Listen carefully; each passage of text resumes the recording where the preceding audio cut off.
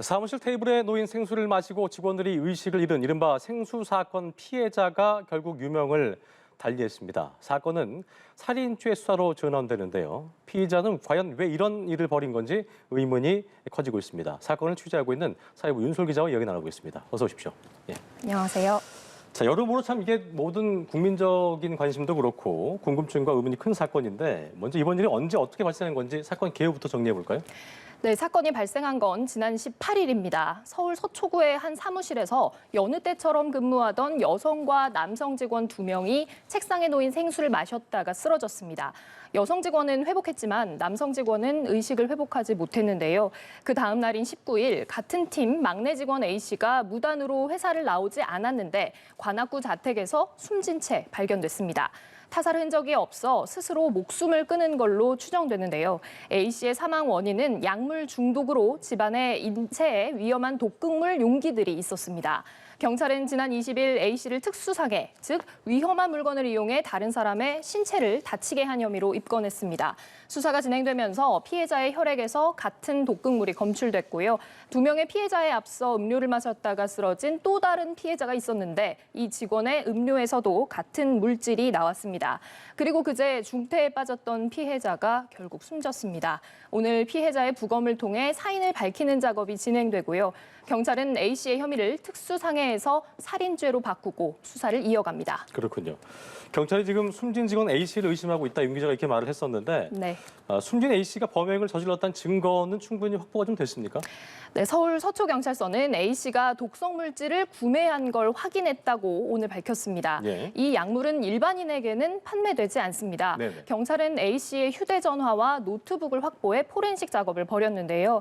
A씨가 지난달 자신의 회사와 계약한 업체의 정보를 이용해서 판매 사이트에 기관 등록을 한 점을 확인했습니다. 그렇군요. 즉 남의 회사 사업자 등록증을 도용해서 본인이 적극적으로 독극물을 구입한 정황이 나온 겁니다. 네. 저희 취재팀은 또 A씨가 자기 집에서 혼자 지문 감식을 하고 휴대전화로 해당 물질 음독 후 사망 이런 검색을 해본 점 이런 것들을 파악했는데요. 예. 사전에 범행을 계획한 정황으로 볼 수 있는 부분입니다. 그렇군요. 또 앞서 말씀드린 대로 해당 독극물이 피해자의 혈액과 음료수에서 검출이 되기도 했습니다.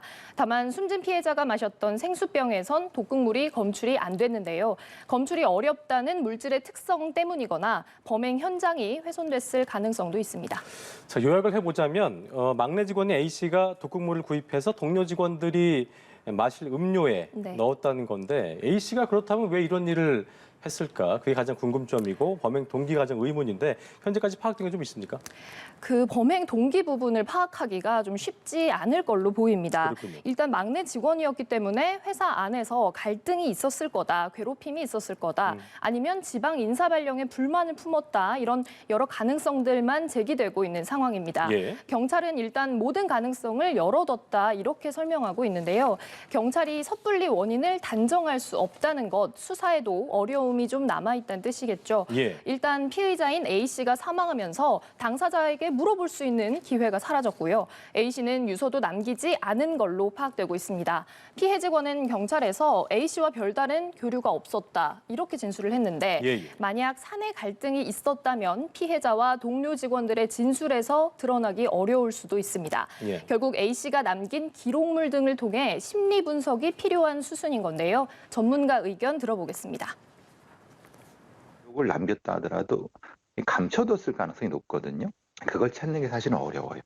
일기라든가 아니면 자기의 걸로 은밀하게 이렇게 숨겨두는 경우가 많은데 그걸 찾으면 이제 동기의 반은 찾은 거죠. 자, 그렇다면 그 A씨가 범행을 저지른 것으로 결론이 난다고 해도 A씨가 지금 숨진 상태이기 때문에 네. 재판에 넘길 수 없는 상태잖아요. 그렇다면 사건 처리는 어떻게 되는 겁니까? 네, 사건은 아마 공소권 없음 처분이 날 걸로 보입니다. 예. 공소권 없음이라는 거는 수사기관이 소송을 할 수 있는 조건이 안 돼서 예. 피의자를 재판에 넘길 수 없을 때 내리는 결정인데요. 예. 이렇게 피의자가 사망한 경우 공소권 없음으로 수사를 아예 하지 않는 경우도 있습니다. 하지만 이 사건의 경우 피의자와 피해자가 모두 사망한 채로 의문이 남아서 예. 진실을 밝히기 위한 차원에서 수사가 진행되고 있다. 이렇게 볼 수 있을 것 같습니다. 전문가 이야기 한번 들어보시죠. 가해자나 피해자 쪽으로 지금 지목돼 있는 유족 측에서 불만을 가질 수 있기 때문에 그걸 좀 해결할 목적으로 수사를 진행하는 것 같고요. 조심스러운 부분이지만 일부 수사 과정에서 공범이 혹시 드러나거나 조력자가 발생하는 경우에 사건을 종결지을 수가 없다는 문제가 있는 거죠. 네, 이런 진실 규명 차원 말고도 범죄의 특성을 살펴봐야 한다는 예. 분석도 있습니다.